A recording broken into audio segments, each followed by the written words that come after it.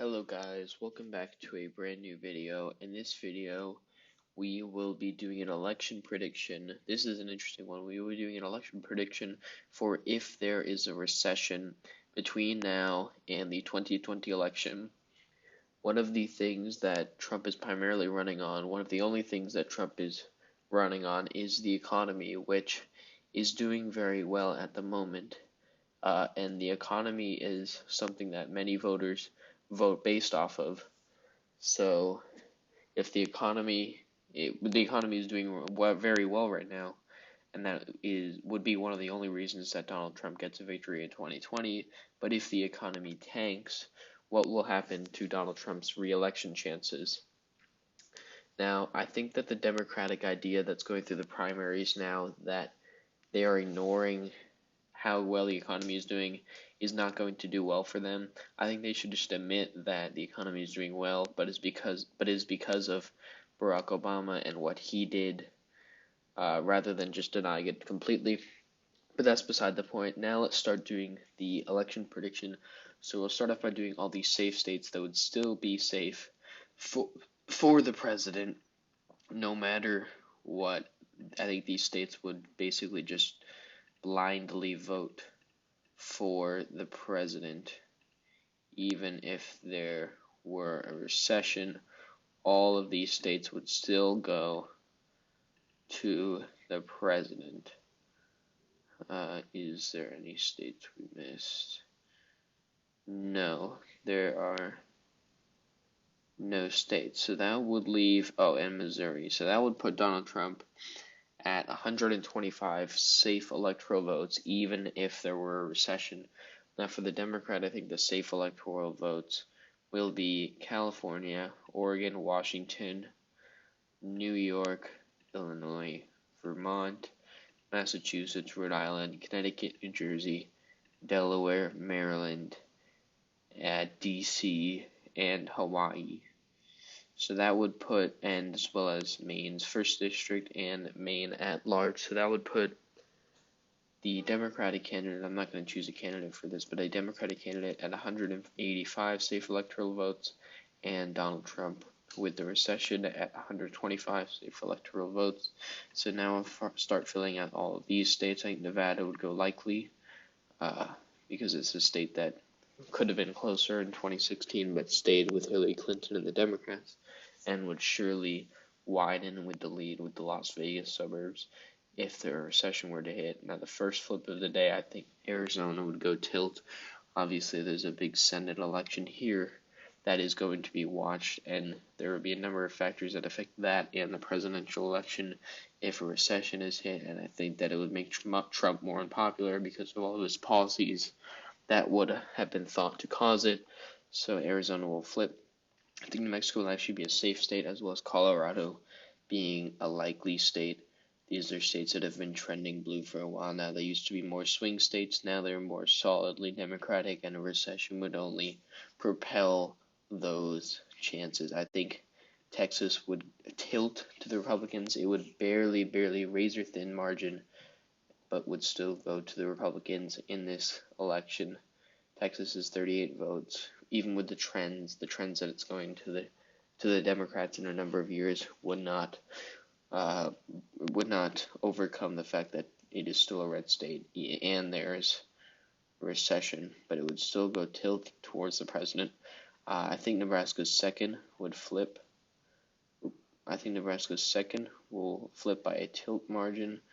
The rest will all be safe, but Nebraska's second will flip by a tilt margin as it did in 2008 when there was a recession. I think the Democrats will get a pickup there. I think the Democrats would also get a pickup from Iowa by a tilt margin. Obviously, there's another Senate election here with Joni Ernst running for re-election, so that will raise the tensions as well as the big presidential election that would be here. And you have to think about it, really. Trump would really have nothing to run on at this point because all of the time that he's been talking about his re-election so far, he's been flaunting the economy, and if he can't do that, then what else is there for him to do? I think if we go down here to Georgia, it will also go by a tilt margin to the president with all the trends and everything. I think Texas and Georgia would both trend blue right after Arizona would, just not in this election. they would become a lot closer due to the fact that there would be a recession that would make Trump very unpopular. But I think that the state would go tilt towards Donald Trump regardless.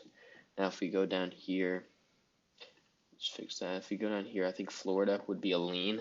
This would be a very surprising result, actually, because Florida loves incumbents. It hasn't gone against an incumbent since the 20s, or maybe even earlier than that. I'm not entirely sure, but they love incumbents, and they've usually gone with incumbents. But if the economy is not doing very well, then they wouldn't have much reason to vote for Donald Trump, because with Barack Obama, for example, they could vote a lot based on character, not just the economy. But with Donald Trump, many people don't like his character, but would vote on him purely because of how well the economy is doing.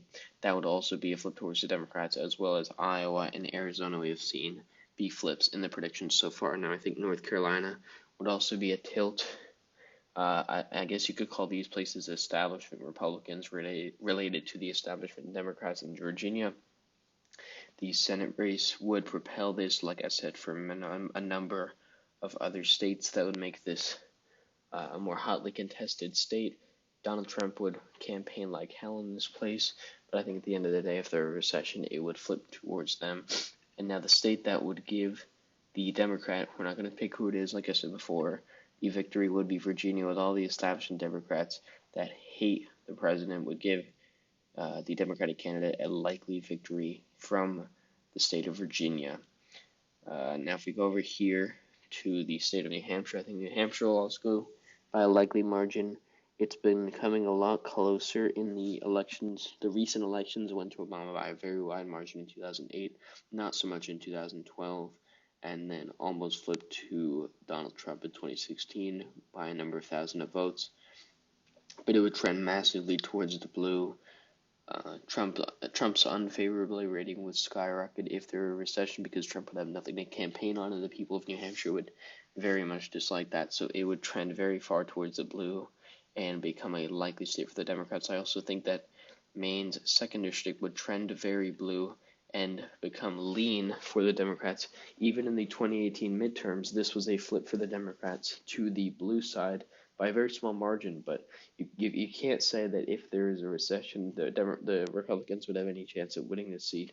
If a blue wave happened in 2018 and the Democrats flipped it, this would effectively be a second blue wave of 2020 that would enable the Democrats to make the entire Northeast blue. And now, just to cap it all off for the Democrats are currently at 285 electoral votes to Donald Trump's 179 electoral votes. We're looking for a landslide over here. I think if you go Minnesota would be the largest margin out of all of these states, purely because it was, out of these 5 states, it was the only one that actually went to Hillary Clinton by a larger margin. And so obviously it's going to be by a larger margin this time. It'll go by a likely margin. It could even go up by 10 points like Ohio did towards the president's favor by 10 points in the 2016 election. So I think Minnesota would be a very wide margin, and the president wouldn't even try to campaign in this state. Now, if we go down here to Wisconsin, I think Wisconsin would be lean. Michigan would be likely. Now, I'll talk about these 2 states first before going over to these 2 states.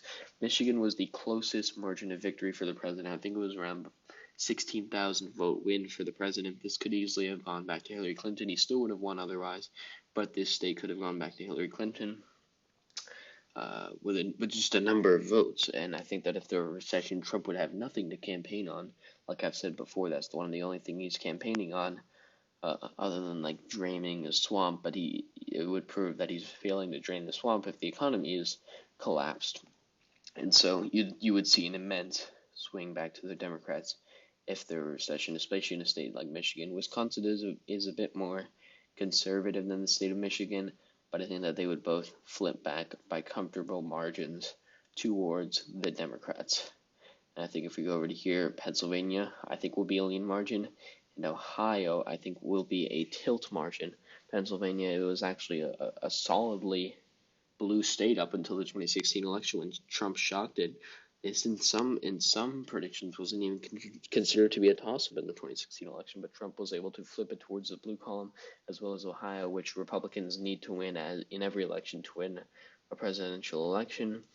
But if there were a recession, especially, it would hurt the farmers and the suburban people in places like Pennsylvania and Ohio, and the Philadelphia suburbs, and the Columbus suburbs, and the Cleveland suburbs, as well as the farmers, especially in places like Ohio, but also in places like Pennsylvania. And so they would be hit most by an economic collapse. I think because of that, Ohio would tilt by maybe a 1 point margin, and Pennsylvania by a 3 point margin, but they would comfortably flip back to the Democrats. Now, looking at this map overall, we can see that the Democrat, the generic Democrat, I'm going to call this, has won in a huge landslide of 359 electoral votes for the Democrat to Donald Trump having 179 electoral votes. This would be by a larger margin of victory than John McCain in the 2008 election. And if you want to look at more technically, states like Montana, Indiana, Missouri, Kansas, South Carolina could go by likely margins even.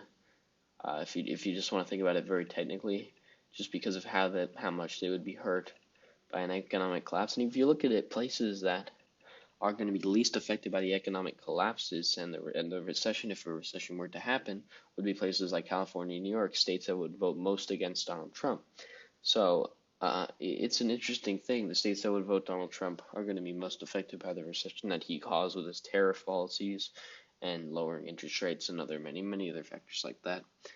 But if there were a recession, I think it would be a sure victory for the Democrats. It would be a landslide victory, like I've predicted here. And you can even see the Democrats winning Texas and Georgia. That would put them at a whopping 413 electoral votes. That would be an insane victory. But we're going to leave it like this for now. And that would give the Democrats a 359 to 179 vote win. So that wraps up this video, guys. I hope you all enjoyed the video. I thought this was an interesting topic to come up with, to think about what if there were a recession, what are the implications that are on the 2020 election. So I hope you all enjoyed this video, and I will see you guys next time.